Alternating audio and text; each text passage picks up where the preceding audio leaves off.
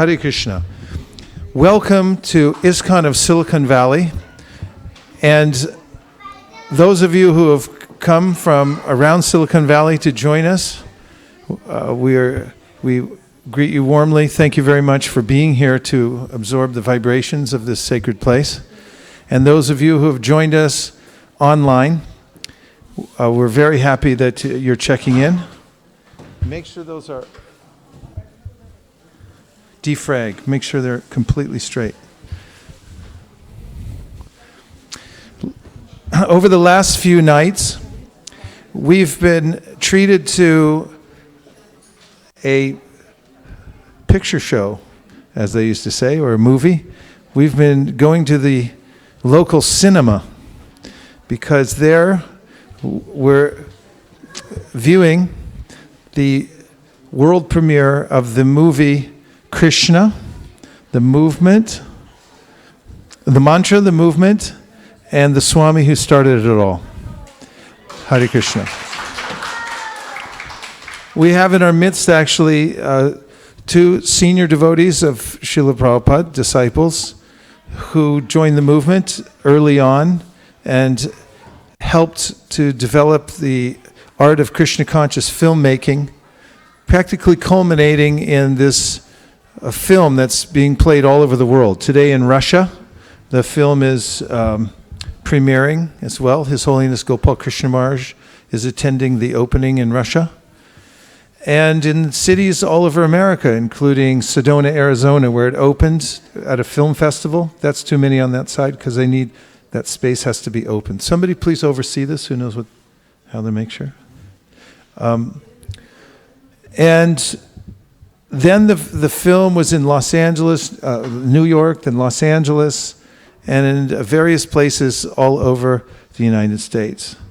Last night, in watching the film for my second time, I saw how it's ever fresh. It doesn't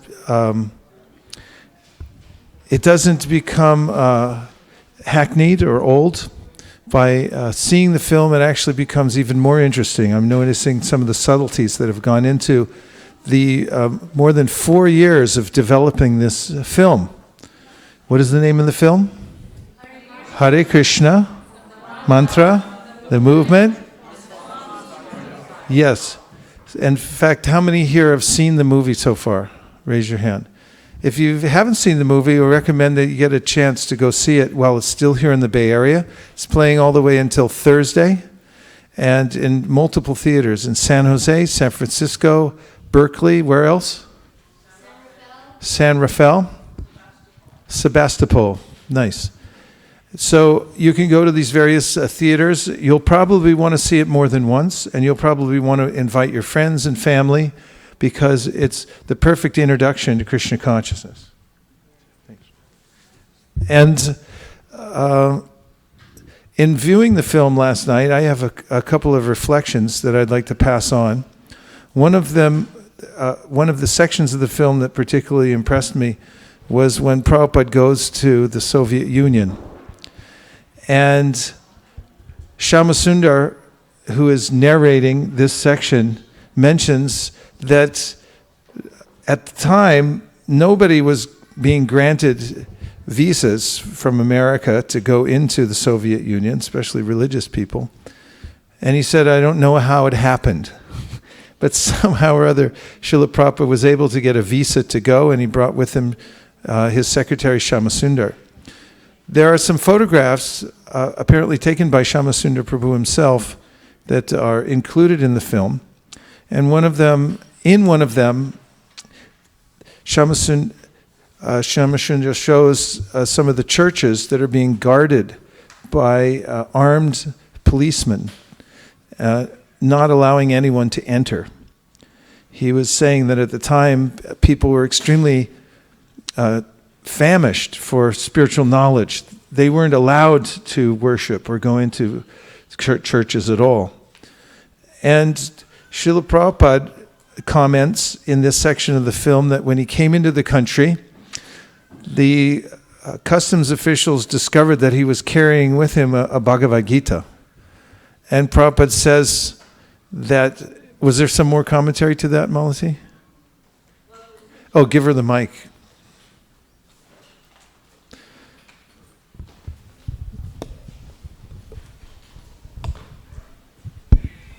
Religious books, periodicals were not allowed into the former Soviet Union, but Srila Prabhupada and Shamsundar were going in, and I felt they just couldn't go in empty-handed.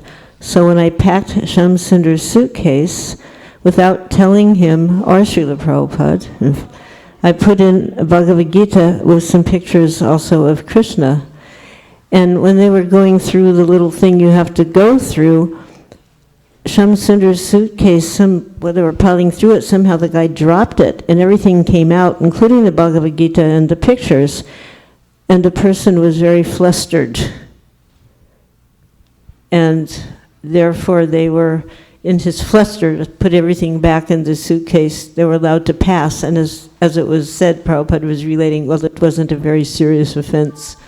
So we have Malati Prabhu to thank for helping to start the Christian conscious revolution in Russia because of her foresight in putting the Bhagavad Gita in. Which is an interesting incident to note, and that is because she had an inspiration at the last moment to put a book and some pictures into Shyamasundar Prabhu's suitcase. Because of that, the book got into the country. Krishna arranged that Prabhupada met a young Russian boy and a young Soviet boy, and he was all ears. He was very interested in hearing the philosophy. Srila Prabhupada talked to him for a couple of days. He absorbed everything that Prabhupada said, and not only that, he took away that Bhagavad Gita. And from that Gita, he made photocopies. The photocopies were then stitched together and passed around to people all over that Soviet Union. And undercover, a Krishna consciousness movement grew up. I'm thinking back to Malati's impetus to do this. At the time, she was thinking, I should do this, and she acted upon it. And from that small action, there was a chain of events that occurred, one after the other, which brought about the explosion of the Krishna consciousness movement in a very important part of the world. So we can take a lesson from this, that even the smallest gesture in Krishna consciousness can have dramatic effects. Krishna says as much in the Bhagavad Gita, Neha bikramanashosti pratyavayo navidyate swalpam apyasya dharmasya trayate mahato bhayat. Swalpam apyasya dharmasya. This means that if one makes the smallest gesture towards Krishna, that even if it seems to be sualpam, means extremely small, if it's done with the right guidance and it's sincerely done, it will have an inordinate effect and an eternal effect, an indelible effect. Therefore, we can take this as an impetus in our own lives. One might think, I can't do very much. Not very much is required. All that's required is to do the best that one can in any given moment to give oneself to Krishna. And you can see that Krishna can make an arrangement from that one small gesture, doing the right thing, that many other things will fall into place. From that book that got in because of Malati's influence and her impetus to make sure that one of Prabhupada's books got into the country, then thousands and now tens of thousands of people all over Russia have taken to Krishna consciousness full time. Millions of Russian books have been distributed in that country, and this is the divine arrangement of Krishna, which he carries out through the actions of his devotees.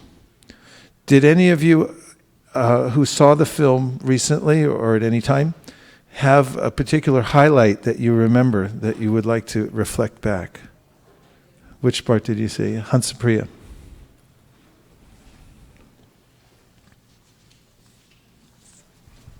The whole movie was very touching and had a lot of points. The which one? The yesterday's movie. Yes. It had a lot of points that this was a learning points that I took for myself. One of them was Prabhupada had invitation from many places, Australia, India, Nairobi, and then he asked where he should go preach. And then I think it was Shamsundar? Yes. Shamsundar, he said that Nairobi.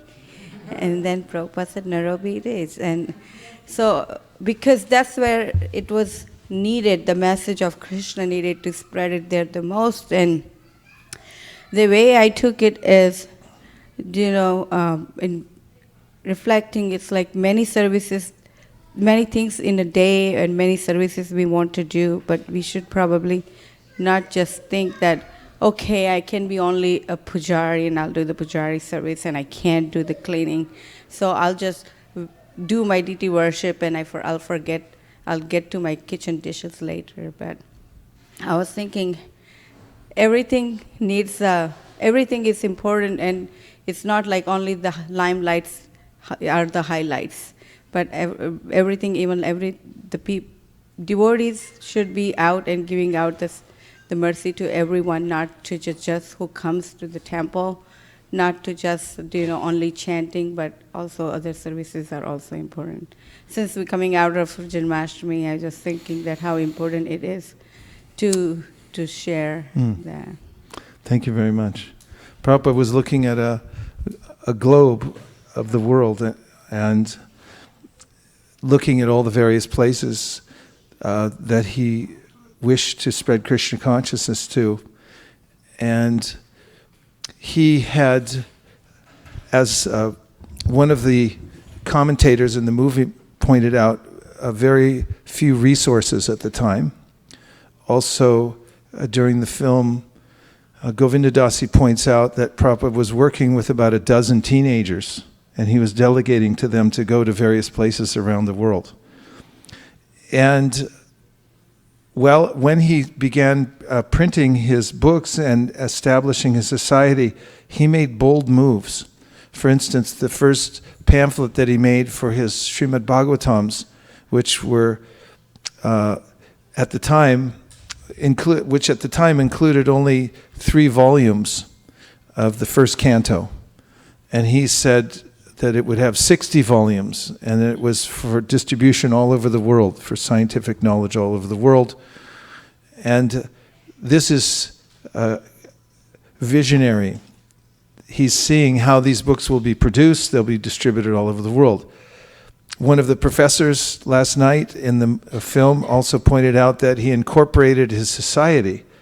As the commentator mentioned, this was a bold move because, again, he had no money, very few resources, just a couple of fledgling followers, but nonetheless he started an international society for Krishna consciousness.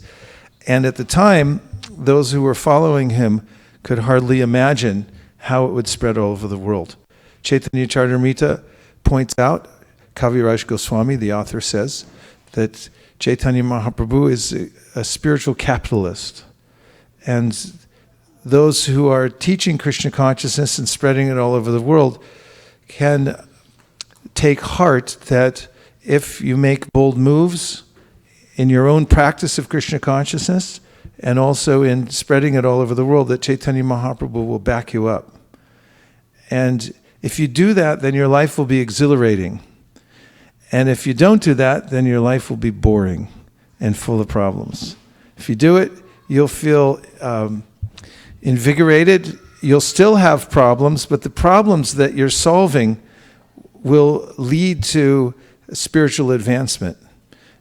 If one solves one's own problems for one's own purposes, one simply solves problems and more problems arise, and one never feels quite satisfied. So this film gives a particular inspiration to everybody to take up the same mood. It empowers us, as Chaitanya Mahaprabhu himself ordered everyone to take up the process of teaching Krishna consciousness all over the world. And if he said it, then it means it can be done by anyone who is willing to try. And Krishna says in the Bhagavad Gita, Tesham satata yuktanam bachatam priti purvakam dadami buddhi yogam tam yena mam upayantite. That the intelligence to move forward on the path of Krishna consciousness comes from me, he says. I'm there within the heart. And as soon as you show a little bit of impetus for Krishna consciousness, some sincere desire to try, and especially if you take a risk, it's very risky, it seems, to surrender to Krishna, make a declaration that I'm going to do this. Doesn't it seem risky? Say yes. That you could always just say, Krishna, do whatever you wish with me. Although perhaps my mind's preference is to say, no, I would like to control what happens to me because I want only good things to happen. But if I put myself in Krishna's hands and say, Krishna, whatever you wish, you please orchestrate my life, what might happen? In the beginning, it seems like all risk and no gain, but as one advances in the spiritual path, one sees that it's all gain and no risk. Whereas holding fast to what one has here is sure folly, because we'll definitely lose whatever we have now. And therefore it's all risk and no gain to try to maintain the status quo in the material world. Speaking of not maintaining the status quo, we here at ISKCON of Silicon Valley are dedicated to bringing in to our midst the best speakers from all over the world. We are dedicated to finding those who have dedicated their entire lives to the process of Krishna consciousness as it's been passed down from our founder Acharya, His Divine Grace A.C. Bhaktivedanta Swami Prabhupada, and bringing them here to this center stage. This is our studio through which we broadcast out to the world on the internet, the best of the speakers within the world today. And today we have two such exceptional speakers. One of them is named Malati Devi Dasi, and she is an international treasure, as is the other speaker, whom I'll announce in just a second, who joined Krishna consciousness in San Francisco in 1967. How many of you were alive in 1967? 1, 2, 3, 4, 5, 6, 7, 8.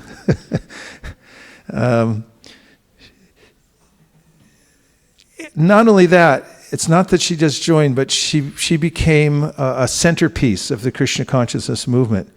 I think of her in Vrindavan pastimes that you have Yoga Maya. Yoga Maya makes arrangements for Krishna to unfold his pastimes. She's Krishna's energy, but she makes these kinds of arrangements so that Krishna can perform wonderful pastimes. Malati's life has, in her life, in Krishna consciousness, she's exhibited a string of such amazing feats, not the least of which was bringing Lord Jagannath to Srila Prabhupada in America for the first time. And the circumstances behind that are incredible, and they're also charming.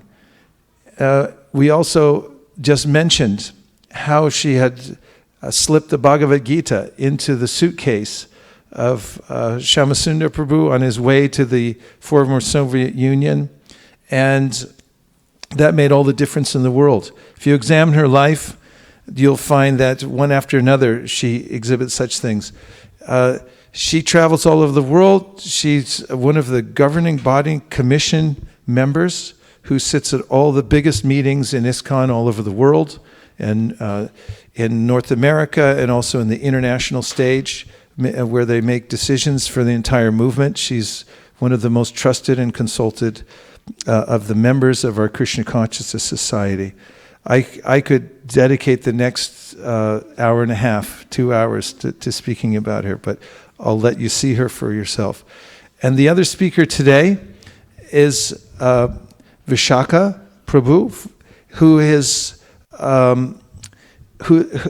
if you'd like to know her very intimately, you can read her book, which I highly recommend.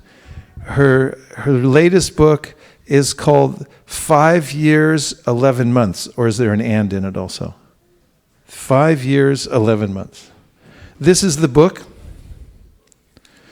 and A Lifetime of Unexpected Love. This book is a treasure. And her writing skills are practically unparalleled. I don't know a better writer in ISKCON today, honestly. They're intriguing. She's practiced writing since she was a child, and it shows. She's written over 108, at least by now. Years ago, it was 108 articles for Back to Godhead magazine. And they're very strict about what they let in. They generally reject everything. But she's had 108 articles. She wrote a book before this one called Harmony, and I've personally met people who have whose hearts have changed and who have become Krishna conscious just by reading her writing. But I was particularly affected by this book because of the way she described the development of her faith in Krishna consciousness, stage by stage. It's very revealing and very confirming of the whole process of Krishna consciousness. We thank you very much for being so vulnerable and actually exposing your thought process and your stages of Krishna consciousness to the whole world. She has been a stalwart in Krishna consciousness for decades. Joined the Krishna consciousness movement in 1971. And along with her husband, Yadubar Prabhu, who's attending the movie in San Jose. He'll be here later. She also travels all over the world. She's a consummate artist, photographer. She was one of the devotees who traveled and took pictures of Prabhupada while he was here and has contributed in endless ways to the Krishna consciousness movement, including raising exemplary children in Krishna consciousness.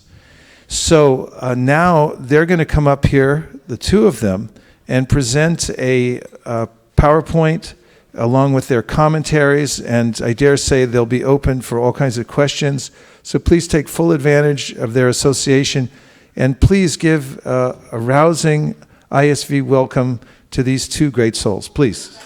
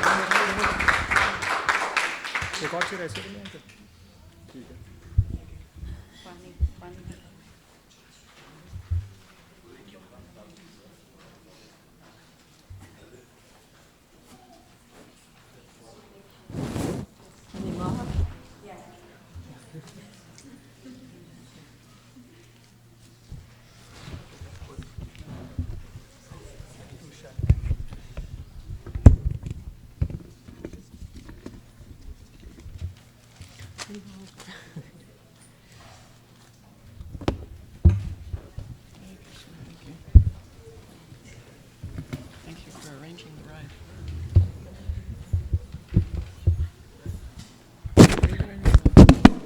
Hare Krishna. Good start. Yeah, I have some with me. Just when you're, if you're taking any questions from the class, make sure they use the microphone because it's all. Most of the audience is online, and they can't hear a word unless people are speaking right in the mic. So when you call for questions, you have to wait till the mic gets to them, and insist that they can be heard. Okay. Then it makes At what it time should we ask for discussion? for questions. Anytime you want. What time should we end? Let's put it that way.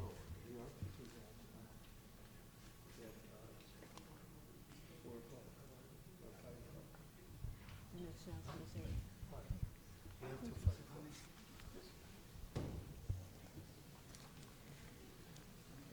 So do you want to give a brief intro? I think you should. Thank you. Start with the prayers, huh? Yeah. I'm just wondering, so is he's going to, you're going to be over there? No, he's putting the Huh? put a connection. Okay, Oh, great. that's good. Okay.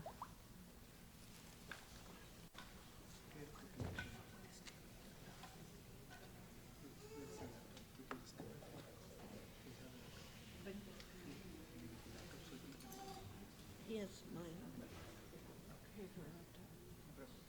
Oh, thanks. Maybe turn it, can you like have it sit up somehow? And what's The it? book, you know? Oh, they saw the book. We're waiting for the computer. This Yeah. is for the-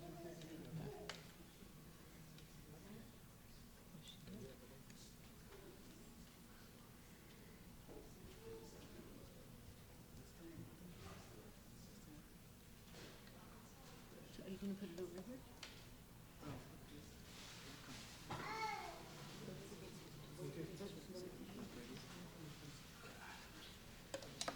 You came early just to get this all set up.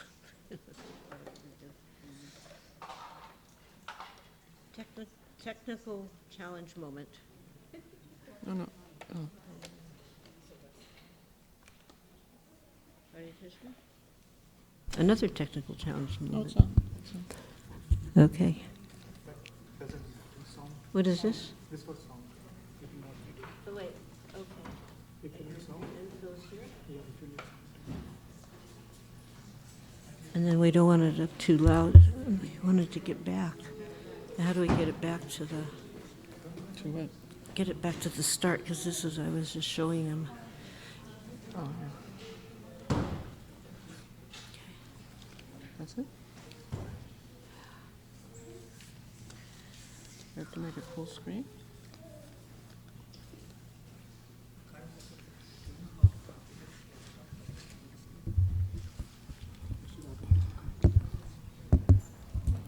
Well,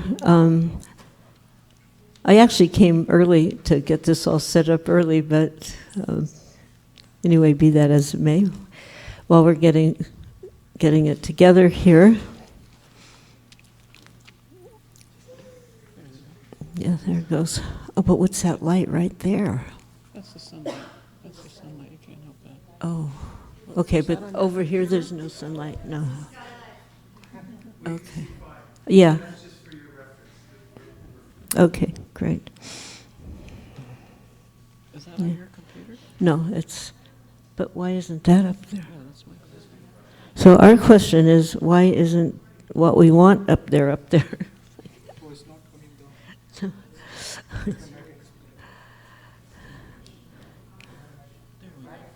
Okay, There's great. the connection. That was 2 years ago we went to South Africa, right?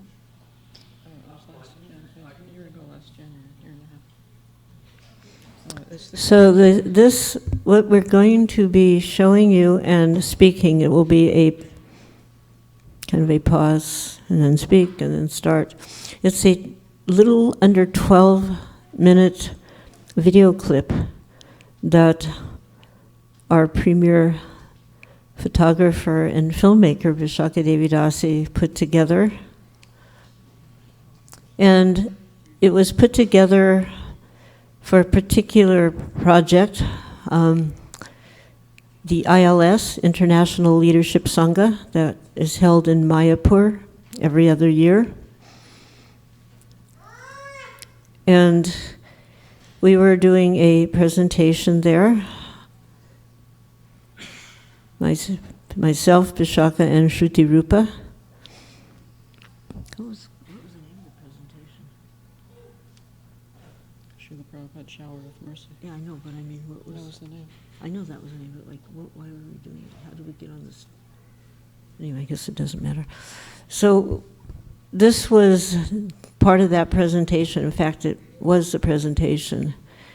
And we took this little clip and we traveled first in South Africa for 2 weeks, every day into a different place, and showed it and practiced speaking it And we came to Calcutta, did that. Then we came to Mayapur, then Vrindavan, then Delhi. And in all instances, it was very nicely received. And since that time, I've personally had the opportunity to show this little 12-minute video that gets expanded into an hour or even 2 hours in many parts of the world. And the reaction is always the same, whether it's from the ladies or the gentlemen, that they find that they are meeting another aspect of Srila Prabhupada, meeting him as a person, and finding themselves being drawn closer to him. Because we know Srila Prabhupada, the author, the acharya, the philosopher, the great speaker and orator. We know all of his fantastic accomplishments. But not so many know Srila Prabhupada, the person, and how he interacted and related with his disciples. And in particular, this particular little feature is showing the interactions, the care and the love that was exhibited between Srila Prabhupada and his lady disciples. Because throughout ISKCON, most of the books, hand me your book, most of the books are written from the side of the men. They have written more books. But we have now one, Vishaka Devi Dasi. But even with that,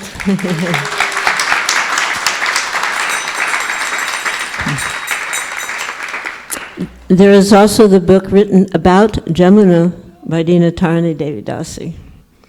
So these two books together are very powerful insights into the relationships between Srila Prabhupada and his lady disciples. And as one of the older members, it was mentioned 67, so yes, 67 January, I met Srila Prabhupada and was initiated. We never felt ourselves outside. We never felt ourselves in the back of the room. We were right there with Srila Prabhupada, being encouraged by Srila Prabhupada to do whatever it was we could do.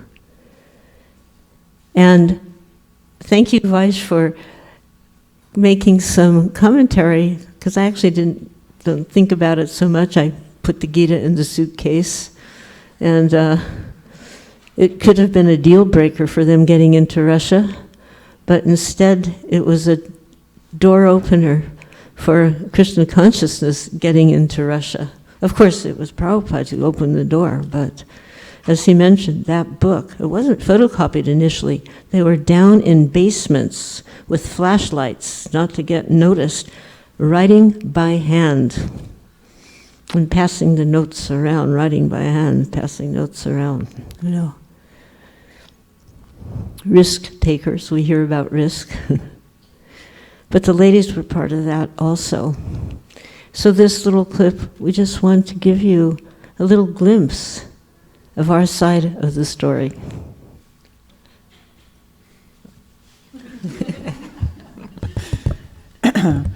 So it's, I remember meeting Malati Prabhu when I first went to the temple in Mumbai.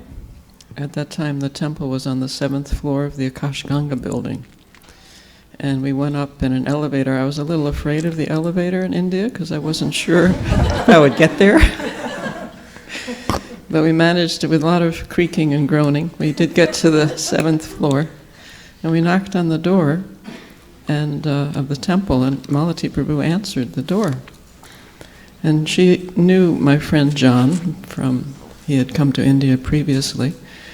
But this was the first time I was seeing her and she was seeing me, so she said to me, "So what brings you to India?"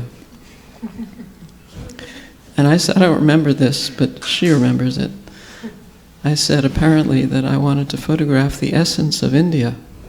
And she said, "Oh, you've come to the right place." you've come to Srila Prabhupada's temple. So that was the beginning of a very long relationship. I was always awestruck by Malati because despite all obstacles, she could serve Prabhupada.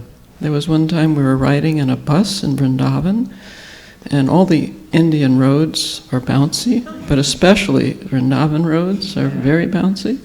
And yet she was in the back of the bus preparing Prabhupada's breakfast prasadam. When she had finished, she came through the aisle of the bus and presented it to him. He was sitting in the front seat of the bus, this beautiful plate of breakfast prasadam.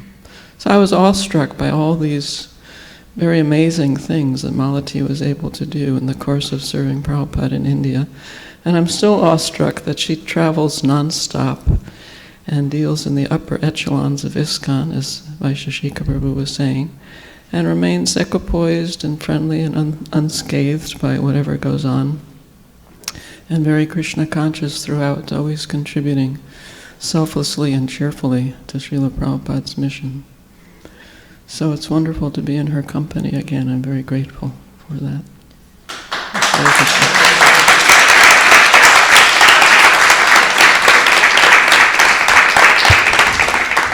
It is actually my great fortune to be here with Vishaka Devi. Because, you know, sometimes we hear this mantra that women are less intelligent, and some of us don't like it, but I don't mind it because I am. And somehow when I'm sitting with her, I feel a little hope, you know, for myself, because I'm not an articulate person, I'm not a knowledgeable person. I can't rip off the mantras and the shlokas without, you know, checking on a piece of paper. I certainly don't write. Everybody's saying, when are you going to write your story? And I have one answer, one word, never. Multiple reasons for that. But Vishaka is a very elegant devotee. And she speaks not only from the heart, but from great knowledge and depth of realization. She's a treasure of ISKCON. Thank you for that.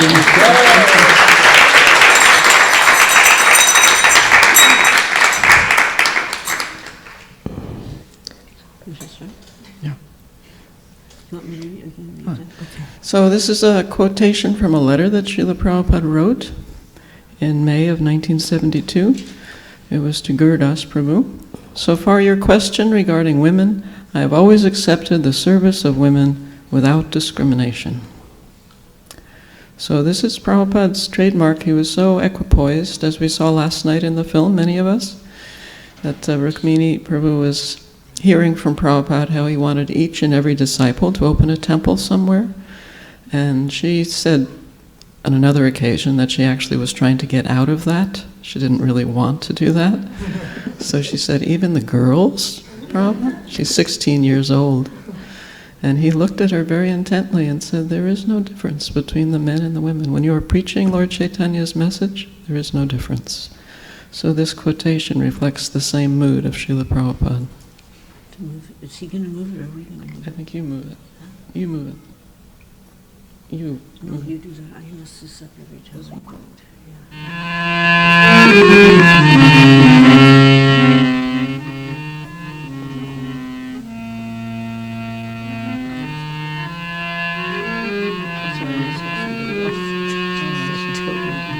Hare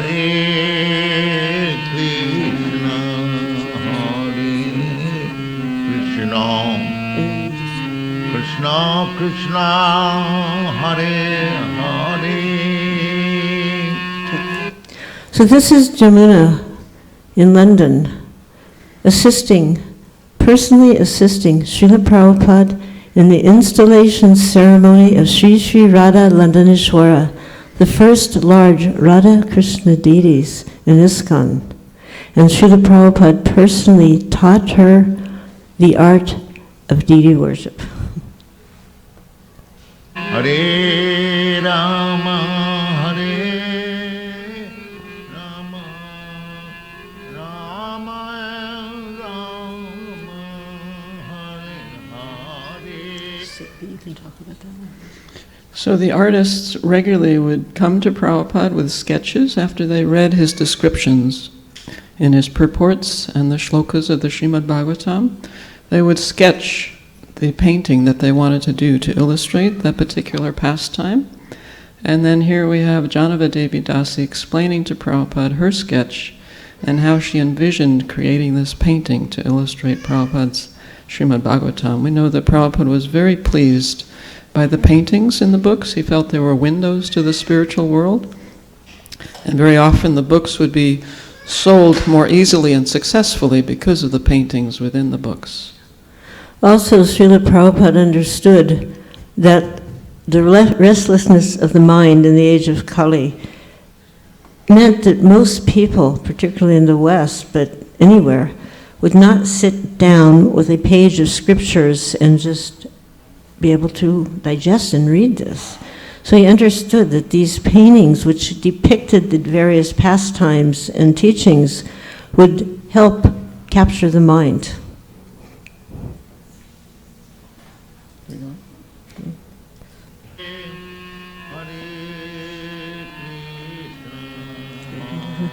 This is Jyotirmayi Devi Dasi. This is in Paris. And a couple pictures down you'll see it's a very, very large venue. And Jyotirmayi Devi Dasi was the person who would personally translate Srila Prabhupada's lectures when there were public appearances. She was also one of the very first translators for Srila Prabhupada's books into French. Just move it on. Here you can see the size of that venue. There's a little story that Jyotirmayi Prabhu tells that she was translating. The audience was very restless, not appreciating Srila Prabhupada's talk. And at one point, he asked her what they were saying, and she didn't want to particularly tell him what they were saying, but they were actually complaining. They were envious of him sitting on the big seat, and they wanted him to sit down, get off this Vyasasana and sit down. And Prabhupada explained that he is the servant of everyone. They were saying, they're complaining. He was describing Varnashram and how the Brahmins are the leaders of society. And when they challenged him, so who are you? And he said, I am the servant of everyone. So his humility at that point really won the hearts of the audience. Also once, another story she tells when she was translating. Although Prabhupada, we think, didn't know French, when she missed a word in French, he noted that and marked on it. It was quite something. Yeah, it's amazing.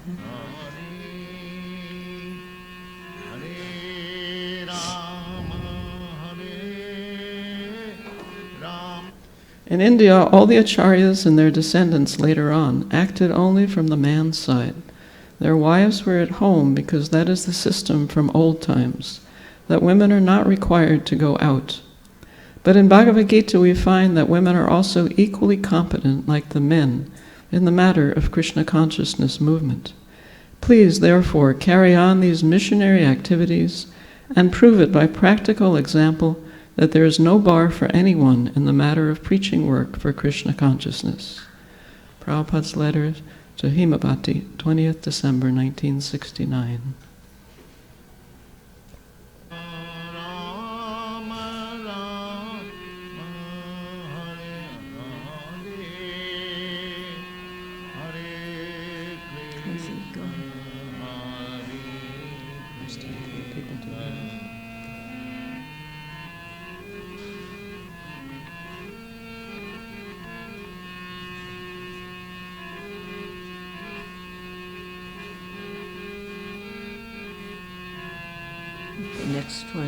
The next one, yeah, pause this one.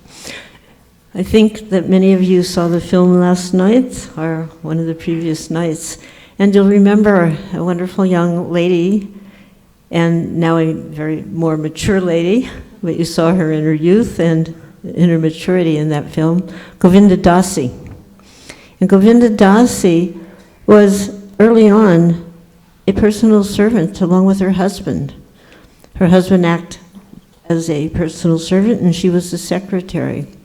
So you can see her here on the morning walk, taking notes, taking dictation, which she would later transcribe, type out, and if it was a letter, Srila Prabhupada would read over and sign it.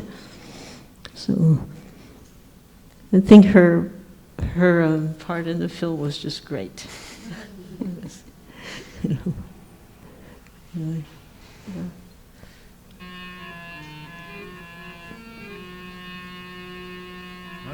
Prabhupada with Jimina. It's okay, you can keep going. This is at John Lennon's estate in UK. Krishna Krishna Dina Dayadri Devi Dasi, Mumbai Pandal program. Hare Rama Okay, we can pass that one, yeah.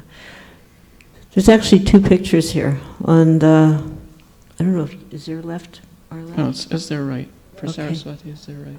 Okay, so on one side, you see Srila Prabhupada holding on to the hand of a young child. There's a real happy mother in the back, you know? And another young lady with a small child. So the small child, her name was Saraswati Devi, named by Srila Prabhupada. The picture is taken at the time when we lived at the estate of John Lennon, who was one of those Beatles, those musician people. And the happy mother, myself in the back. And next to me is Bhaktin Denise, who became Draupadi, and her son, who was named Drivananda by Srila Prabhupada. On this particular occasion, because I was cooking the breakfast for the devotees, I was never able to go out on the morning walk because the breakfast would be late. But my daughter wanted to go, and we had these kind of doors that where I stayed, opened at the top. There was like two doors, double Dutch, so I would have the top part open. So while I was cooking, I could see when he would go by. But Saraswati was too short, so she was jumping up and down, and she grabbed the handle and the door opened, and she ran out and grabbed Srila Prabhupada's hand. So I came out, and he looked at her, and he goes, "You aren't properly dressed." Because you can see he has a heavy coat on, he has his Wellington boots, the wellies, and she wasn't properly dressed. So she just looked at me, like, get my clothes. So I had to bring her jacket and her shoes and her, rubber boots. And she wouldn't let go. She took the one hand and put it in the sleeve, and then she took that hand and held on, and then she allowed the other one to, she wasn't letting go of Srila Prabhupada. On the other side, you see a fantastic devotee, Malati Devi Dasi. And she was the wife of a devotee named Tamal Krishna Dasadikari, who later on became Tamal Krishna Goswami. So she became an early widow, because when your husband takes sannyas, it's considered that you become a widow.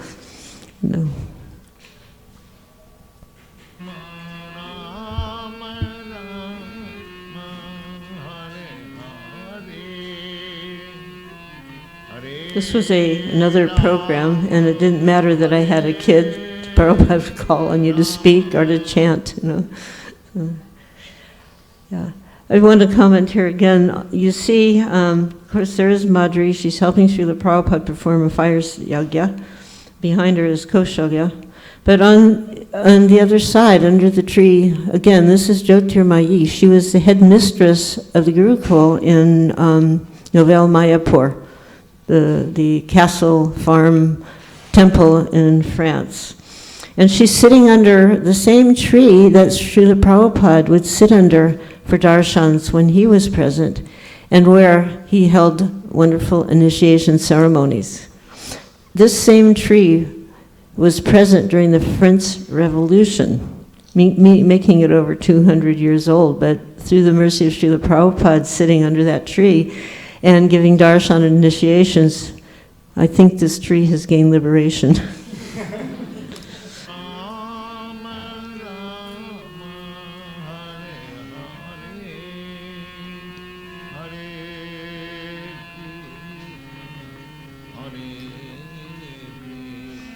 This is Dr. Sharma, and this, where we're walking there, where he's walking, it was in front of the Akash Ganga building, which was on the Bay side in Bombay. And Dr. Sharma somehow heard about us and showed up at the door and became a regular visitor, a regular follower of Srila Prabhupada. And she also regularly helped the devotees because we were also regularly getting sick because we couldn't manage to take care of ourselves very well. Anyway. Krishna Krishna Hare. This is in Sri Dham Mayapur, during the Mayapur festival, Gaur Purnima festival in 1972. You do know that's Vishaka up there, don't you? Different body. The body is long gone. So Prabhupada at this time, he actually put this Ananta Sesha, this golden form of Lord Ananta, in the foundation of the Mayapur temple. It was solid gold, and it had he had a jeweled for his eye. And Prabhupada invited all his godbrothers to join him at that time on the stage. And it was wonderful to see this array of great Vaishnavacharyas sitting together in that way. And I remember, although unfortunately we were a little spaced out, Ekanath Prabhu in the Bhaktivedanta archives, when I asked him about tapes that are missing or why something wasn't taped, he generally says, oh, the devotees were eating too much halva. So somehow the recording was not there of Prabhupada's talk in Mayapur during this historic time. But I was listening to it, and what I remember being astonished by was Prabhupada was telling us to bathe regularly. He said, if you don't have soap, just use water. And if you want, you can use mud, but just bathe regularly. So he was still dealing with people who were just emerging from the lower rungs of society, and very much conscious of that, and very much encouraging us to move forward in just the basics of civilized life. So patient. He would repeat things over and over again, because that's what we needed to hear. So here I'm receiving a Gayatri mantra, and I could not pronounce the words properly, and again Prabhupada was very patiently repeating the words for me. It was extraordinary, actually, his patience. Even more extraordinary was that this person entered India, Jean, at her initiation and marriage ceremony that was combined, that occurred in Vrindavan. Prabhupada said, where is Jean Prabhu? You know? She was a little late to the ceremony. And but she didn't enter India as a confirmed devotee or even looking for Krishna. In fact, she was a confirmed atheist. And I think she mentions in her book how she was even preaching this atheist philosophy, if you can call it that. So here's the person, a former atheist. She comes to India, meets Prabhupada, gets initiated, and now here she is getting Gayatri Mantra in Sri Dham Mayapur. Does this not tell you something about the mercy and power and glory of Srila Prabhupada? I have a little story to tell about the wedding in relation to Malati. I know you're used to, because of Vaisheshika Prabhu's command of the philosophy, you're used to talks that are so full of shlokas, so this is perhaps a little lighter version today. A little Well, vacation. I actually had a shloka to start with, but... So you know that traditionally there's these beautiful henna designs that are put on the... So we didn't have henna, but Malati was there and she did something, and the lines were about 1/4 of an inch thick, you know, and traditionally the lines are very, very like a hairline, but hers were about 1/4 of an inch thick. And to this day, I don't know what she used, but my hands were covered by whatever it was she was using. And then I did Achman, which is, of course, part of the ceremony. And I looked at my knee. I was wearing a white sari with a very wide red border, and my knee was red. And I thought, now how did my knee start to bleed? I couldn't figure it out. And it turned out that whatever it was she used was not water resistant. So it was running through my fingers, this red dye onto my sari, dripping. And Prabhupada was very close, like 10 feet away, and he was watching this completely expressionless. With these Western disciples, you don't know what to expect next. You know it's going to be bizarre, but you don't know what it's going to be. So I was sitting there, with this mess. So Malati ran somewhere and got a cloth, and we dabbed it up, dabbed it up, dabbed it up. Well, speaking about bizarre, at my initiation ceremony, when they handed us a banana, we didn't know what to do, so we started to peel it.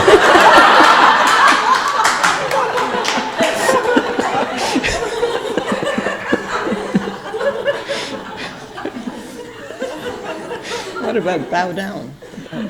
Oh yeah, it got worse. Yeah, this is like the first initiation in San Francisco and maybe the third one overall. So it gets to the part where, you've got your neck beads, you've got this new name, which you can't quite be sure if you know it or not. And then he's, and there's a lot of smoke going on and incense everywhere. And he says something like, "Borom, borom." That's what I heard. And there was, 4 of us, we kind of looked at each other. And Hari Das just became, Harvey Cohen became Hari Das. And he was a little older than the rest of us. And he was going to be our temple president. And he had met Srila Prabhupada. Swamiji had met him in New York, so we thought he would definitely know what to do. And he leaned forward on his knees, put his head forward toward the fire, and we did exactly what he did. And then he started.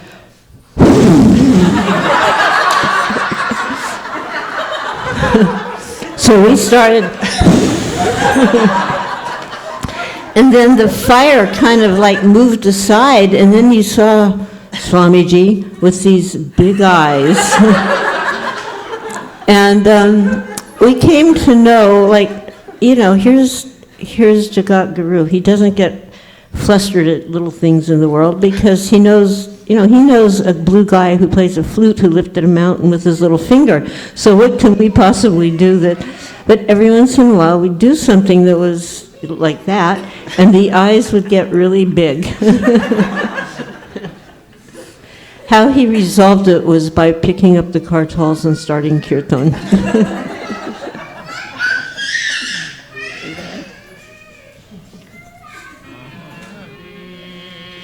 And we found out he was trying to tell us to bow down. That gives you an idea how advanced we were, that we would have to be told to bow down.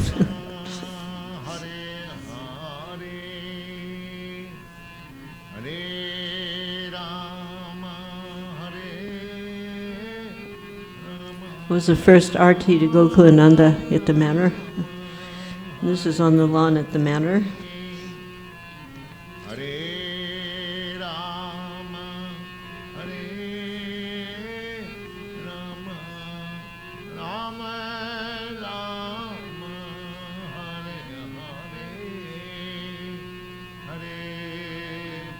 This is a little... Yeah, in New Dwarka, just across the street, the devotees own several apartment buildings. So in one of the apartment buildings, they changed it into a little grocery store where they would buy wholesale vegetables and then sell them to the devotees at a very reasonable price. So when Prabhupada toured New Dwarka, he also toured this little grocery store that was established. Sarabi store. Established by the devotees, for the devotees.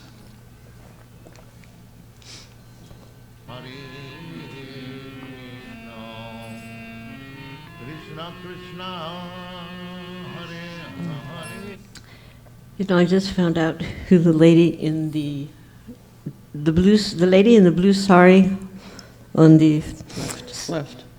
Left. on left. Okay. So first of all, this is in Juhu before we had any buildings, and we were living either in tents or, if you were lucky, in the apartment of somebody who had an apartment there. Srila Prabhupada was given shelter in one of these flats. And in the evening, he would come up to the rooftops and give darshan. And sometimes these young girls would spontaneously come up and perform a dance for him or offer flower garlands they had made. So the lady here on the blue sari, that's Mrs. Warrior. I just found that out. And she married one of the American devotees, and her daughter Sundari is the wife of the son of Yogeshwara, who was speaking quite a bit in the film, and she had two other children. And fairly recently, 2 boys. And fairly recently, one of the boys was going with his brother. They were on the train. And they were serious devotees, these boys, even though they were young. And you know how the trains stop, you get off and get on quickly. But somehow there was an interception, and he was hit by the train, and on the spot, with his head cracked open and the brains coming out. While he was chanting, he left his body, and his brother was right there with him chanting. And a very, horrific thing for the family. But I just read this beautiful letter that she wrote. Somebody was offering their condolences, and she was glorifying Srila Prabhupada for having given their family Krishna consciousness and ensuring that her devotees, or her children, were devotees. And that how blessed she was that her son was able to end his life chanting and hearing the chanting from his brother. Very extraordinary person who learned a very extraordinary lesson from his divine grace.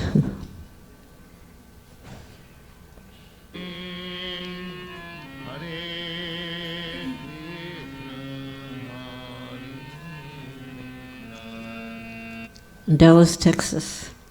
So the young girl getting a sweet from Srila Prabhupada was the daughter of Malati Devi, who was the mother, of course, with her hands folded in the back.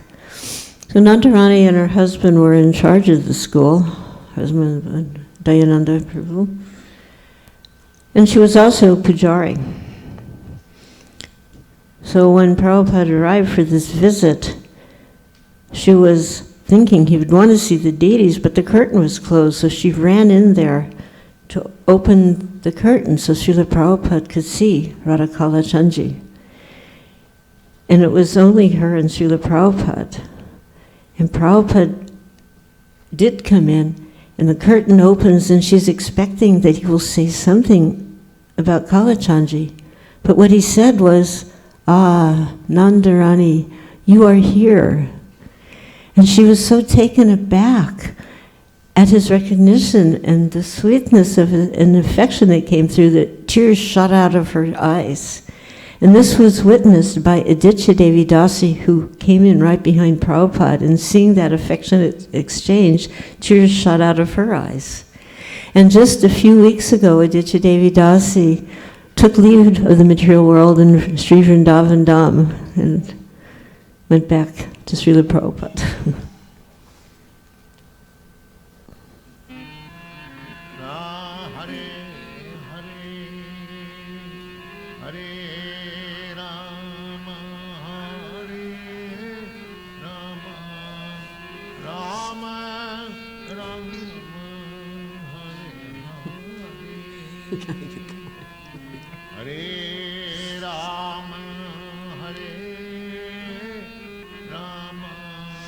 This is Ali Krishna Devi Dasi, and I've just briefly mentioned, just like Jyotirmayi was translating into French, Ali Krishna Devi Dasi was translating into Italian. And she was the first translator for Srila Prabhupada's books in Italian, and to this day she is still translating into Italian. Her husband is one of the BBT trustees in Europe, and they have successfully completed their Grihastha ashram, raised a Krishna conscious son, and now he is, this next year, accepting the renounced order of life, sannyas. His name is Madhu Sevata Prabhu. He's also a GBC member.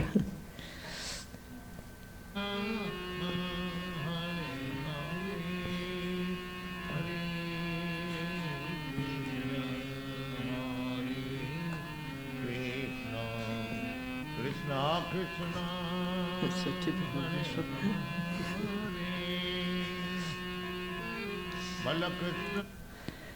Now this slide, this little picture, this is in Calcutta, same temple that it is standing now. To the left of the young lady reading, whose name is Srila Devi Dasi, is the altar. You can see the lower portion of the altar, Sri Sri Radha Govinda. And to the other side, although you can't, you just see the railing, that's where the Vyasa sign used to be, and that's where Srila Prabhupada sat. And she is giving Srimad Bhagavatam class. So I think no purport is needed. I could say one thing, that Kaushalya Prabhu, she memorized the 18 shlokas of Sri Upanishad. And at one engagement, Prabhupada surprised her by asking her to recite all 18 shlokas of Sri Upanishad. And she did that beautifully. And afterwards, Prabhupada was so pleased with her. He commended her for her recitation.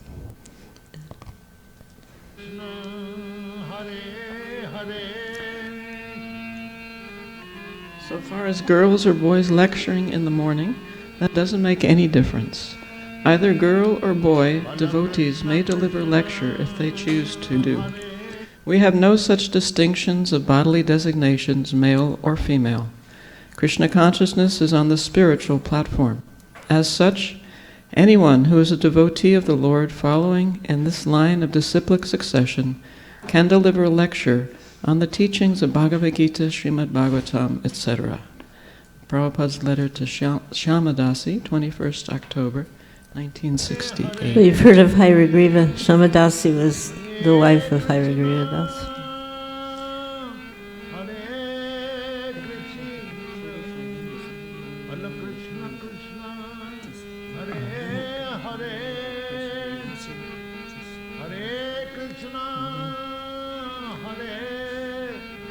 I never found out who this little girl is, but she's getting a lot of mercy.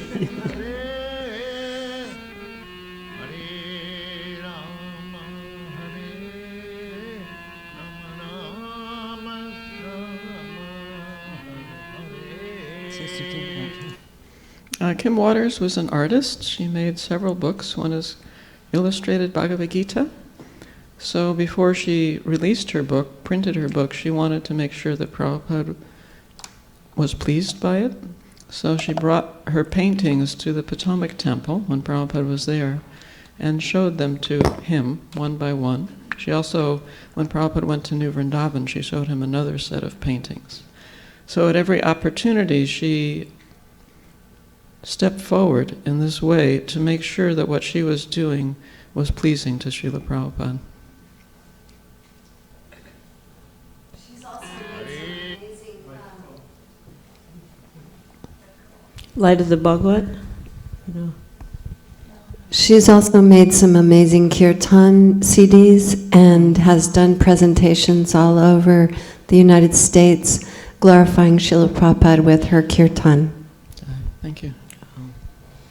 Didn't Prabhupada ask for the Light of the Bhagavad to be printed? It was printed at Dynacon. Anyway, sorry.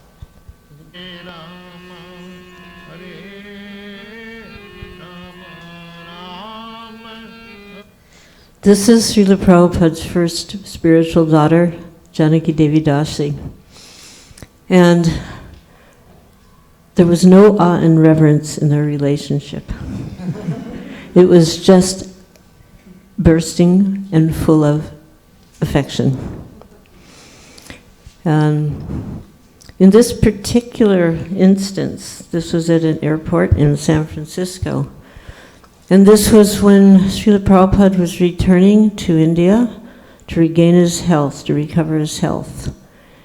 And as you saw in the film last night, it was an epic proportion tragedy for us, for his departure, was just heartbreaking, heart-wrenching, and although it was understood that by going to India he stood a chance of recovering, it was also understood that he stood a chance of not recovering. He told us as much. I am an old man. I may die at any time. I want you, boys and girls, to push on this movement. Still, the thought of his going was so painful. And it was also frightening because a lot of our boldness, a lot of our ability to do whatever we did came from the fact he was there. He was behind us. Go out and preach, he said. I was just initiated, like within 5 days of his arrival in San Francisco. Go out and preach. And I mean, honestly, the mantra was still on a piece of paper in my hand, and most of us were like that, so we wouldn't get the words mixed up. And he's saying, go out and preach. How do we do this? I asked him, how do we do that? You just listen to me, and you speak whatever you have heard. But he was there, and if we got challenged, if there was a question that we couldn't answer, we could go to him, or we could write to him. But now, who knew what would happen? So it was a very intense moment. He was sitting there, he was holding his ticket, you know, the old-fashioned little tickets in his hand. It was like this, and Janaki came up from behind and grabbed that ticket. She snatched it, and she said, now Swamiji, you can't go, because I have your ticket. And there was another picture in this series where he's looking up at Mukunda. That's Mukunda. You see his head is cut off, but there's, with the big beads, is Mukunda. And he's looking up at Mukunda with those slightly large eyes, like, do something, you know. So, because he didn't know with her what she might do. So then, you know, she gave the ticket back, and now, you know, there's this sweet, loving exchange, smiling exchange, you know.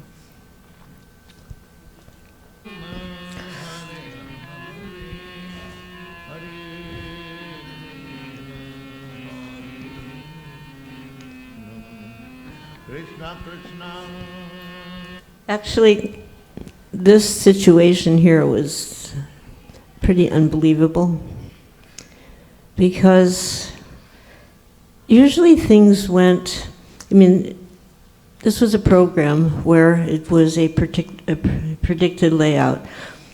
There was a series of programs, and they were presented in Conway Hall. And we, at that time, lived in Lenin Estate, which was a 45-minute drive into London. We only had one little vehicle, which was like a little toy truck, and therefore we brought Prabhupada with a rented car, which came with a driver. That was the system. And we always got the same driver each time. His name was Eddie, and he was a proper English bloke. He just did his job. He didn't look right, or he just, you know, he didn't ask us any questions. Open the door, Prabhupada, get in, shut the door, he'd get in, turn on the car, you know. And then he'd wait at the back of the hall for Prabhupada to finish, and then he'd get out there and be ready for Prabhupada to get in the car at the end. And this one evening, this particular evening, it was like a typical procedure. The little kirtan, then Prabhupada would speak, and that night it was like kind of a tried and true, you're not this body, your spirit, soul, part and parcel of the Supreme Lord type of lecture. And then another kirtan. But that other kirtan turned otherworldly.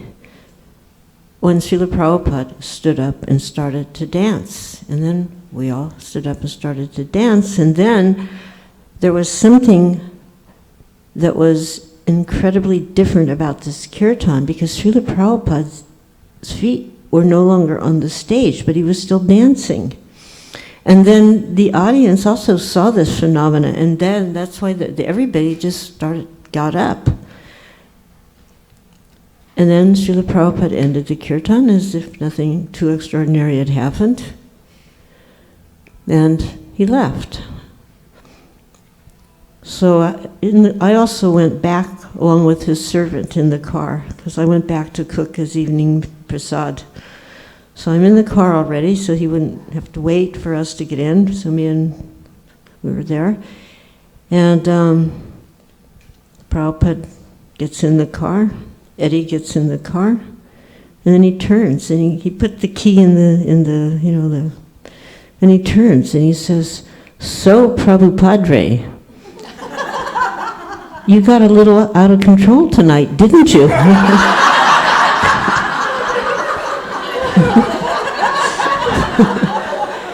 And he nudged him with his elbow. We were in the back seat, like, and I remember what's his name goes, rebirth material. But then, he turns the car on, and again he turns to Prabhupada, and he says, "But it's just like this car. It's no good without a driver." And we understood he got the message of the soul that night, that Srila Prabhupada was so expert at delivering the truth that anyone, even this seemingly ordinary, disinterested person, Eddie, got the message.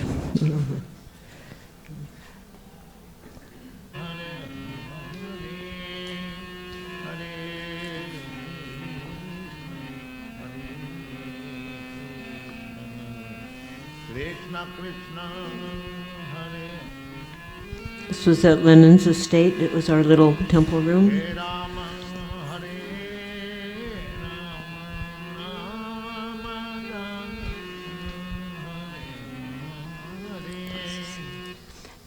Tell the story about Jamuna, why she's there, and then I'm going to say something about the watch.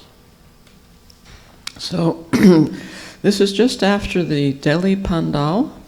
We had a pandal in the center of Delhi, Connaught Place, and it was wildly successful beyond our imagination. The devotees had invited leading people from Delhi to come. The mayor of Delhi came once and introduced Prabhupada. The Canadian High Ambassador came to introduce Prabhupada another night, and then Prabhupada would speak. There'd be kirtan, arti, prasadam distribution for everyone. It was just extraordinary. And Jamuna had been in charge of the deity worship there. She had gotten the deities from Jaipur and brought them, done all the Sringhara arrangements, and she was just exhausted. She became very, very ill, to the point that she couldn't even leave her bed. So after the pandal was over, we were all going to Vrindavan, and Prabhupada invited Jamuna to come with him in his car. Most of us, the rest of us, went by bus. But for Jamuna's comfort and her protection in this weakened state, she went in the car with him. This caring reciprocation for his daughters. I would like to say our bus was very nice. It was air conditioned, meaning there was no glass in the windows.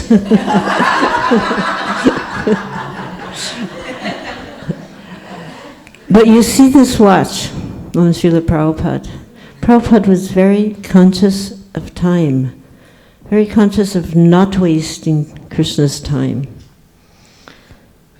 A few years ago, we had at the GBC this open day where anybody could come up and address us. We were in Mayapur, address the GBC and say whatever grievance they had, or if they wanted to say something nice, they could say something nice. So this person came, and his grievance was he didn't think GBC members should wear nice watches. Now, I have to say, most of us don't wear very nice watches. In fact, I don't even have one today because my watch stopped working yesterday. And most of us go to like Walmart, it's like, we get cheap watch. And I felt like I had to kind of defend my godbrothers. So I stood up and I said, really, you know, we don't wear very fancy watch. I mean, Tamahars is definitely a Walmart watch, you know. And we don't wear very fancy watches. And this person goes, well, Gopal Krishna Goswami has a Rolex. Ooh. Gopal Krishna Goswami, he goes, but Srila Prabhupada gave me that Rolex.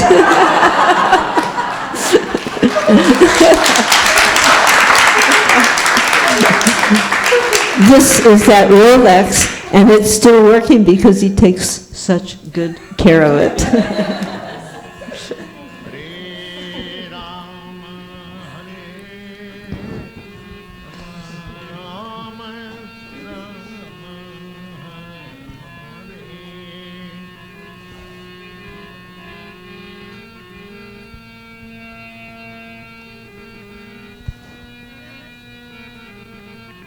My little daughter at the time was little. Hare Krishna, Hare Krishna. Quick story here. This is Varshana, as you can maybe guess, and the disciples, the male disciples, they wanted to carry their guru up those steep stairs. So Prabhupada, in his kindness, he allowed them. But after a while, you know, a Jad Bharat story was shaking, and he finally said, now let them do it. Here we see a wonderful devotee, Malati Devi Dasi, who was married to a devotee named Tejas. And Tejas had a reputation of being very difficult to get along with, and at the same time, he was the temple president of Delhi. So she was actually, and young too, like they got married, she was like 17 years old, so she couldn't have been more than like 18, 19. And she's assisting her husband. She's an incredible cook, can sing like an angel, play the mridanga like anything. And Tejas goes to Srila Prabhupada and says, I want to take sannyas. So Prabhupada looks, why do you want to take sannyas? My wife won't do what I tell her to do. So Prabhupada's, look, he goes, well, your wife is a very intelligent girl. You do what she says.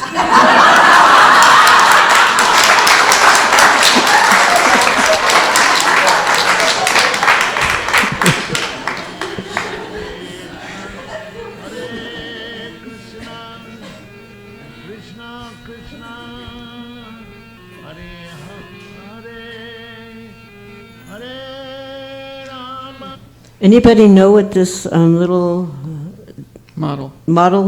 is? Take a guess. But okay, this was in Calcutta. Yeah, it's Mayapur, but do you know specifically what it is? Yeah, this was the first prototype of the TOVP. And you can see how things have changed. This was a big program in Calcutta where Prabhupada introduced this concept of the TOVP, and there was Kaushalya, by the way, leading Kirtan. Sometimes Prabhupada would ask her to lead Guru Puja also, because she had a very sweet voice. Hare Rama, Hare Rama, Hare Rama, Rama Rama. This was again in London.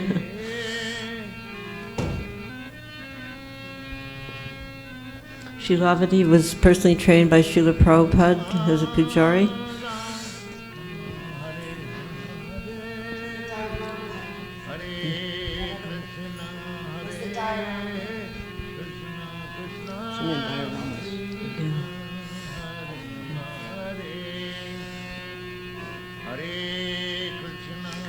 This was that same kirtan that I did. I was starting to dance again. But what another interesting thing, that Jamuna was leading the kirtan, and then before he started dancing, Prabhupada started singing over her, and then he started, but he wasn't singing Hare Krishna. He was singing the song of Narada Muni. You know. So later he told her that Narada Muni had appeared.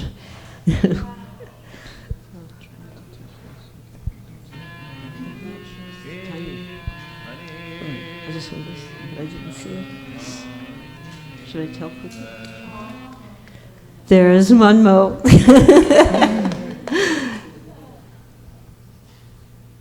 Well, among other things, Manmohini had the dubious distinction of being the first widow in ISKCON. And she was just a young girl, 22 years old. And she had a 6-week-old baby, or 6 months old, wasn't very old. So there was some concern on her part, like maybe in the future, maybe I'd like to have another kid, but would that be possible? Would it be a good idea? And her brother was also a devotee. So he took her, he thought, let's ask Prabhupada. And he took her up to meet Srila Prabhupada in San Francisco, Los Angeles. And she told me that they came up, they make their obeisances, and they didn't say anything. They hadn't even opened their mouths, and Prabhupada said, "So, do you want my advice?" Now, what are you going to say if your guru, no, I don't want your advice?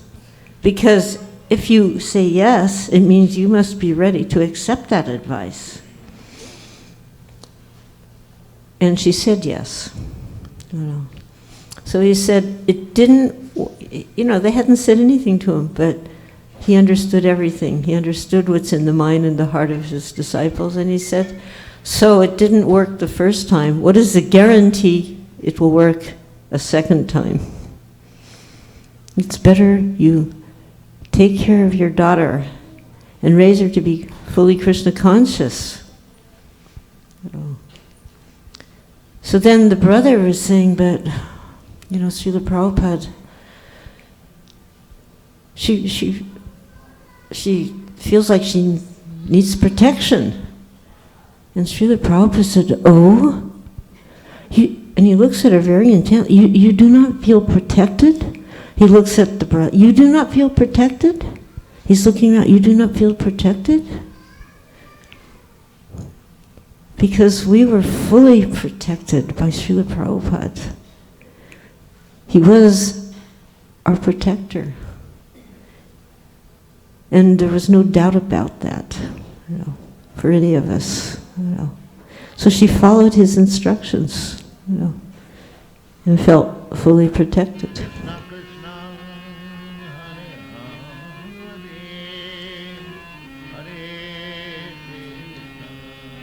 So weird. It's so weird. I know.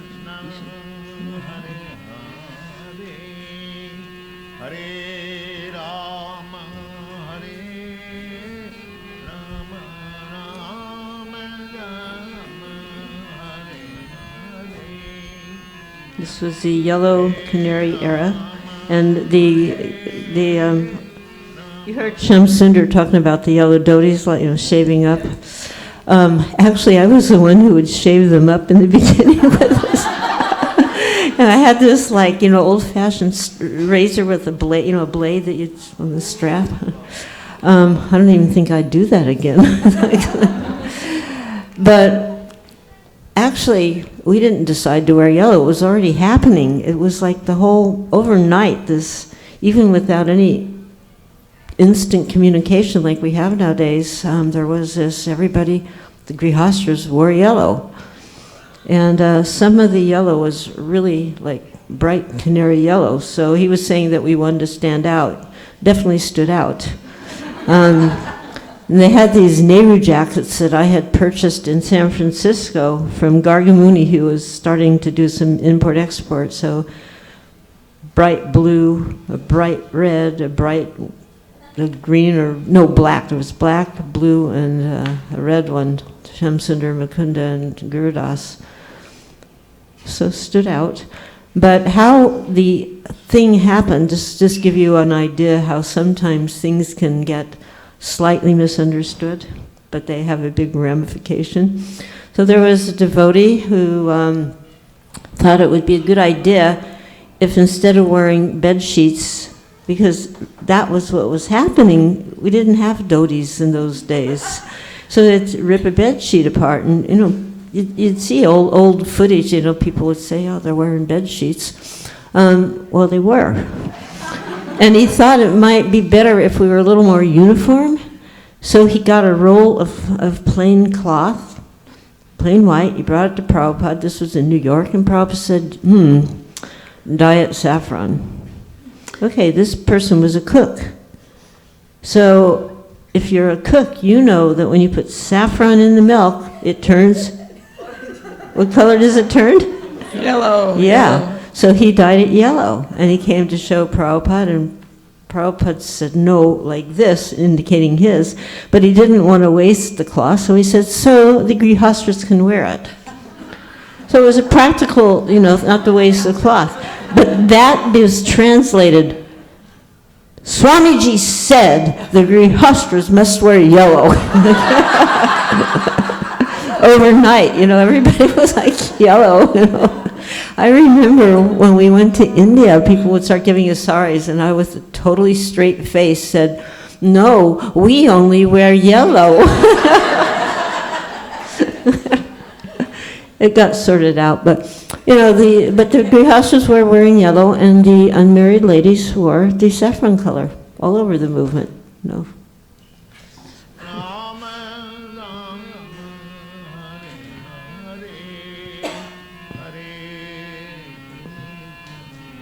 Prabhupada was teaching this young lady personally how to worship her deities. Can I say something about Gauri? Gauri Devi Dasi was one of the first people I worked with in New York on the altar, and she was our pujari. She also became a huge book distributor, Big Books, when Big Books started in New York. She was really an amazing devotee, and she left her body in Vrindavan, and there's a wonderful story that I have of her leaving her body in Vrindavan.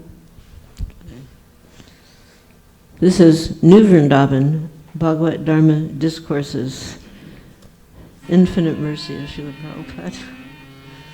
Srila Devi Dasi, who actually got Prabhupada's permission and blessings to begin brahmacharini ashrams. She wasn't married at the time. So here is a little bit of a historic picture, because this is in Montreal. There is Rukmini Devi Dasi, becoming Rukmini Devi Dasi, the former Wendy Walker. Prabhupada's initiated her as Rukmini. And there is Saradia, then Jamuna, Saradia, Mukunda, myself and Saraswati, and then Govinda Dasi in the back. But we're getting our Gayatri mantra. This is just a couple of days before we're leaving for the UK. And there was this initiation. And I remember Himavati coming to tell us when we first arrived, you're going to get second initiated. I said, what is that, And she said, it means you have more mantras to chant.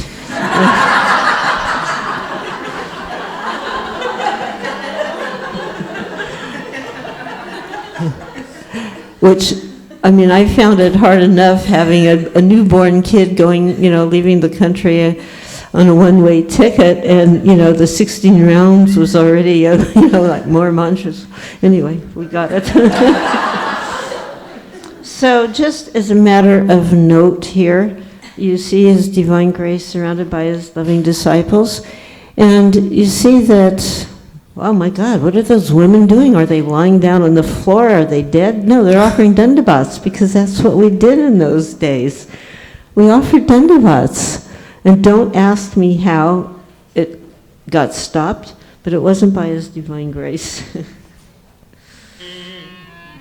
Actually, there's a wonderful article that Urmila Devi wrote in the Back to Godhead magazine, all about the importance of everyone giving dandavats, including women, all throughout the history of India.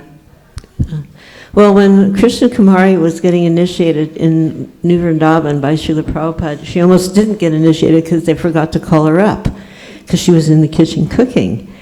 And then Satyarup realized that they told there's one more person. So he told Prabhupada, and she was brought forward and was given her beads, given her name, and then she started to back off.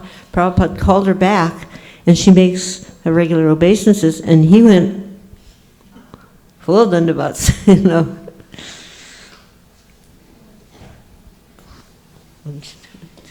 I should get my hands off that thing. Hare Rama, Hare Oh, have times. Rama, Rama Hare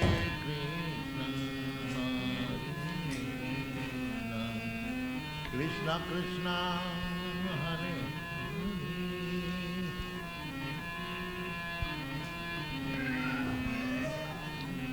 I would just like to say a couple of words about Srila Devi Dasi, an incredible devotee, a creative, artistic devotee. And here they're on the street. They would go. There was a theater group of devotees that Prabhupada was so pleased by these devotees. He wanted them to go all around the world performing, but we just didn't have the money to send the whole theater troupe around the world performing. But she would play a wide variety of roles. She would play Kunti Devi in the story of Karna. And here she is playing a dramatic role. She's playing Sin in the age of Kali. And this drama here, it's on the street, so they go out on Harinam, and they'd make a pause and do an instant little drama on the street corner. But it was a full-length drama, and Prabhupada watched that drama. And then some of the brahmacharis came to talk to Srila Prabhupada about Rasa Gya, playing Sin, because she did it so well that they thought it wasn't proper that this woman should play that role. So Prabhupada was listening to them, and there was a rose in a single rose in a container on his desk, and he picked up that rose, and he was kind of twirling it in his finger, looking at it, and he listened to them. And after they were finished, he said, "It's just like this rose.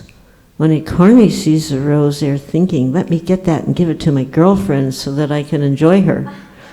But when the devotee sees the rose, let me take that to Krishna and please him."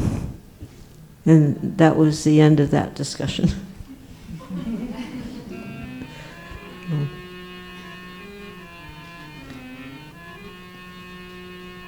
Hare Krishna, Hare Jumina helping Srila Prabhupada. This is in Jaipur, where Radha Govinda were installed, and Tamal Krishna Goswami took sannyas. The Radha Govinda, who are now in New York. This is at the airport in London. Giving some mercy to little Saraswati. Her name was Prita.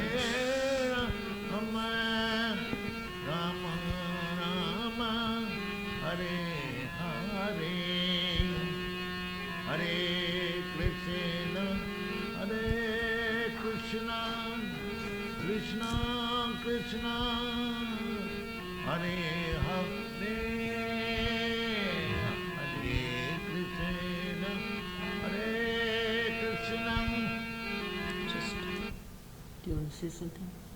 Okay. This is the cornerstone laying ceremony for our temple in Juhu that was a hard-won effort. And here you see Malati Devi Dasi, who's personally assisting Srila Prabhupada in putting Anantasesh into the ground, you know.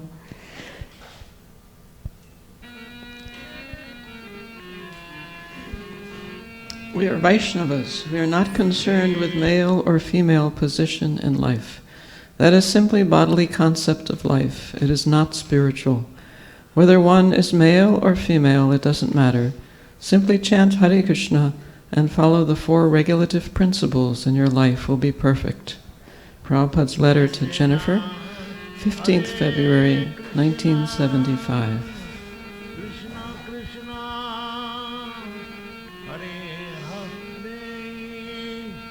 Hare Malati Devi Dasi, the temple president in Alachua, where there's over 1,500 members.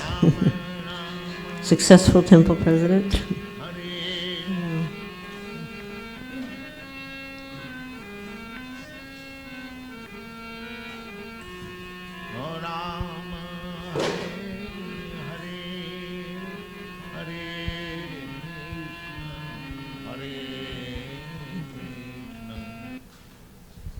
Will you tell us about Mandakini? Wait.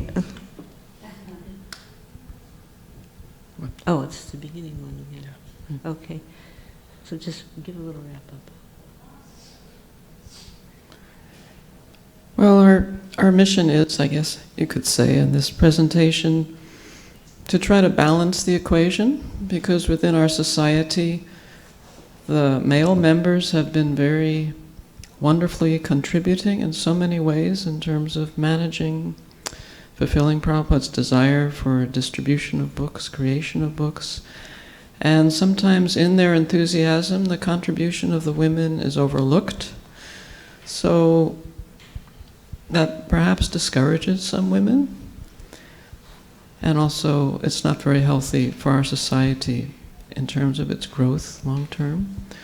So we wanted to show in this presentation also Prabhupada's relationship with the women, how he encouraged the women and gave facility to them and protection to them and all sorts of encouragement in all phases of bhakti. So that is our humble attempt this evening. Hare Krishna. Divine.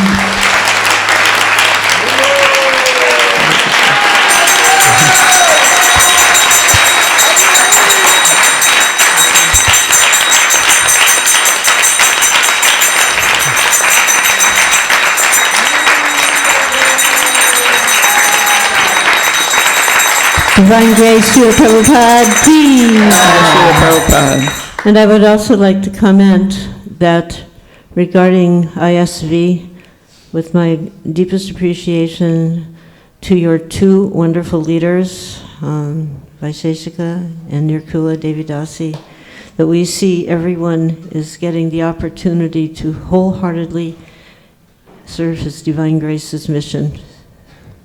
Hare Krishna. You're very fortunate.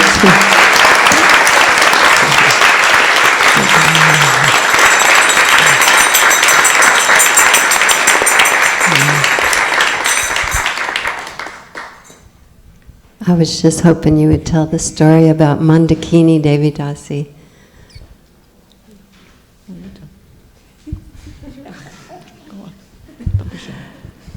Mandakini Devi Dasi was a young girl who came to London with two other young girls, like 19 years old. Monique and they were on their way to India to find a teacher. One of them was hoping to study Buddhism. But in France, they were fortunate enough to meet a devotee who told them that if they came to London right away, they would have the good fortune of meeting an authentic teacher, Srila Prabhupada. So they did, and their idea was that they wouldn't go ahead and go to India and find a teacher, but yeah, let's go meet a teacher. But in meeting Srila Prabhupada, the questions they had, the seeking they had, was given, their questions were being answered even before being asked, and they were realizing what they really were seeking, what they thought they were seeking was actually incomplete. And so they were initiated. Mandakini, Jyotirmayi, and Ilavati. Mandakini was always praying that she wanted to do something significant for Srila Prabhupada. It was a prayer for her, a deep prayer. And one particular time, she was making that prayer, that supplement, and she was called to Srila Prabhupada's room. And he asked her if she would like to do something for him. You can imagine, you've just prayed to do something, and here is Srila Prabhupada asking, would you like to do something for me? And she said yes. He asked her to go to Russia and marry Anatoly, the young man who Shamsundar had brought to Srila Prabhupada, the young man who Srila Prabhupada personally calculated with Krishna consciousness. And the idea was that by having this marriage, it would open an avenue to further spread Krishna consciousness by somehow or other getting some more books inside and having an exchange with, because it was the Iron Curtain at that time. It may get that way again any moment, but at that time you could not, that's why getting that book in there was so stupendous. You just were not allowed to do things like that, to have these kind of literature. So she agreed to do that without having met this person. Now, some of you Indian-bodied people have had maybe a similar experience, but I think it's, even nowadays, you do meet the person first and, you can say yes or no. Of course, she could have said no, but she didn't. So she went to India, and she had these books, and she's on the train, and there's one part where the train tracks, they change gauge. And she's just thinking, very soon I'm going to be there, and what am I going to do about these books? I have to get them in, but how am I going to do it? And a young man was on the train, and he was an Indian-bodied young man. And so she, not knowing who he was or anything, she struck up a conversation. It turned out he was the son of a diplomat. That meant you had some liberties.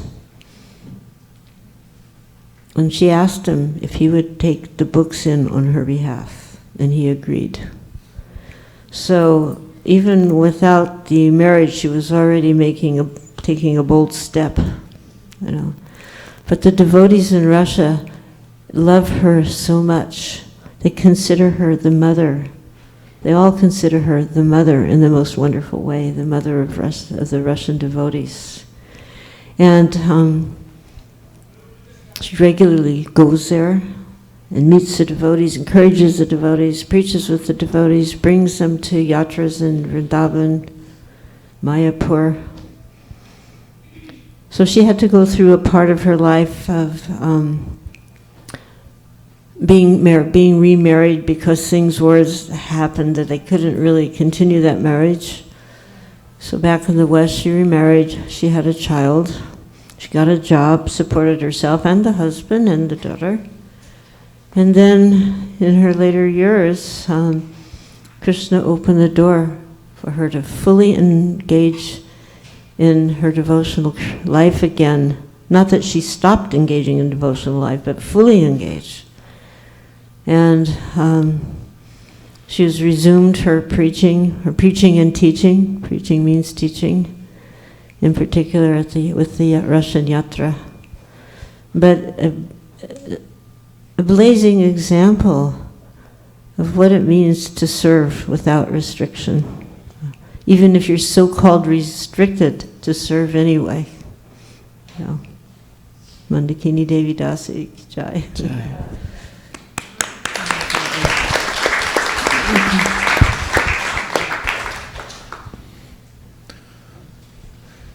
This has been a life-changing night for all of us here at ISV, and to those guests who might have come for the first time.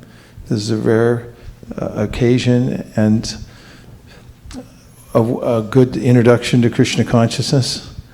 The Shastra says that just by a moment's association with advanced devotees, that one can instantly increase one's own devotion. So we all feel it here at ISV that by both of you being here and holding forth here at ISV, we've been deeply touched. We feel elevated, and we're glad this went out on the internet so that everyone could hear this, record it, and pass it on to others. We thank both of you for your stellar examples. You're beacons, both of you, who are guiding all of us in Krishna consciousness just by your activities. And we thank you for walking the earth. Hare Krishna.